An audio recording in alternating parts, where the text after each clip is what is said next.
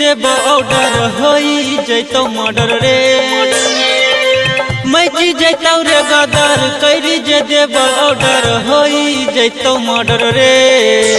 हम डरै नहीं छियै कोनो दंगा सरे केस लड़ लेबो जाके दर भंगा सरे हम डरै नहीं छियै कोनो दंगा सरे केस लड़ लेबो जाके दर भंगा सरे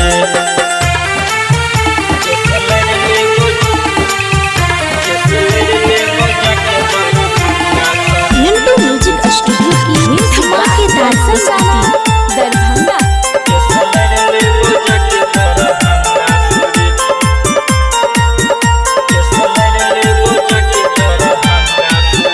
जानै छै जिला जवार रे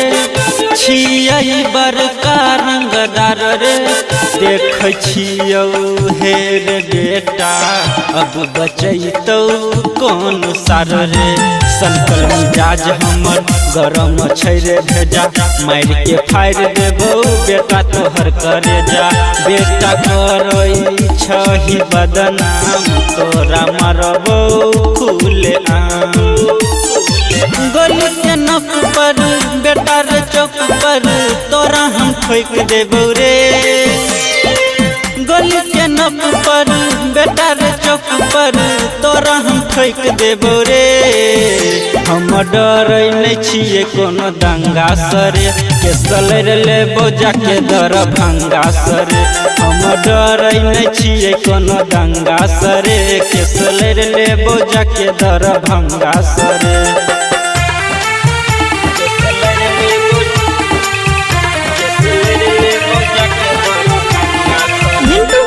स्टूडियो की धमाकेदार संस्कृति दरभंगा।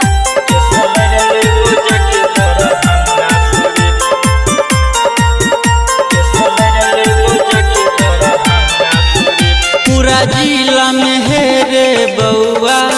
चलै छै हमरे कहर चाहे लियौ तहे रे बेटा मुश्किल भ जेतौ रहल रे बेटा के एगो शूटर बने छी बाजते बनाय देबो कबूतर बेटा छियै हम अपराधी कहियो घूमै छी आजादी सोनू वकील राधे नीतीश निराला अइतौ खेल खत्म हेतौ रे सोनू वकील राधे कमलेश राजा अइतौ खेल खत्म हेतौ रे हम डरै नहीं छियै कोनो दंगा सरे केस लड़ लेबो जाके दर भंगा सरे हम डरै नहीं छियै कोनो दंगा सरे केस लड़ लेबो जाके दर भंगा सरे।